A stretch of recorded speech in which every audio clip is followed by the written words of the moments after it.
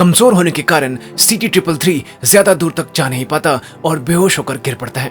उसी वक्त शंकर भी खुदाई करते करते गुफा के दूसरी तरफ निकल आते हैं कि तभी उन्हें CT-333 का ठीक यही पल दिखाई देने लगता है।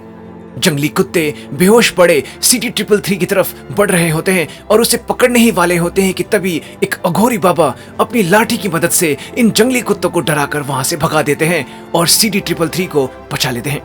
ये अघोरी बाबा केदार बाबा थे, जो जैसे ही CT-333 को छूते हैं उसका पूरा शरीर नीला पड़ जाता है और उसे दौरे पड़ने लगते हैं। उन्हें CT-333 के पास वो छेनी भी मिलती है जिसे वो अपनी लाठी में छुपा लेते हैं। इसके बाद वो CT-333 को अपने साथ ले आते हैं और उसका इलाज करने लगते हैं। उधर उमा को होश आ जाता है, जो डॉक्टर बख्शी का मुस्कुराता हुआ चेहरा अपने सामने देखती है।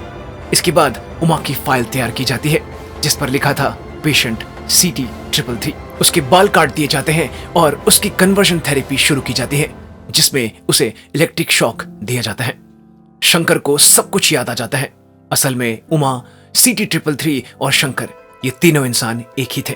शंकर को गांव का वो पल भी याद आता है जिसमें सरपंच का बेटा अपने पिता को बताता है कि उमा लड़की नहीं लड़का है। उमा को एक जेनेटिक डिसऑर्डर है जिसमें बचपन में ये बता पाना बहुत ही मुश्किल होता है कि बच्चा लड़की है या लड़का। इसलिए उसके माता पिता ने उसे लड़की की तरह पाला, लेकिन वो अब धीरे धीरे लड़का बनती जा रही है।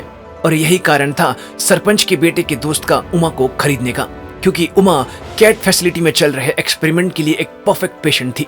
उमा को बचपन से लड़की की तरह पाला गया था जो धीरे धीरे लड़का बन रही थी। अगर एक्सपेरिमेंट की मदद से उसे लड़का बनने से रोक दिया जाए और उसे फिर से लड़की बना दिया जाए तो ये एक बहुत ग्राउंड ब्रेकिंग डिस्कवरी साबित होनी थी।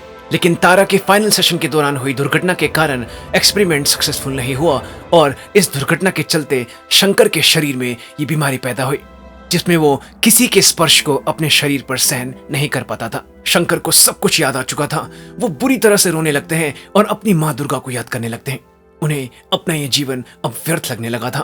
तभी उन्हें वो छेनी दिखती है और वो तुरंत उसे उठा लेते हैं और अपनी गर्दन में गाड़ लेते हैं।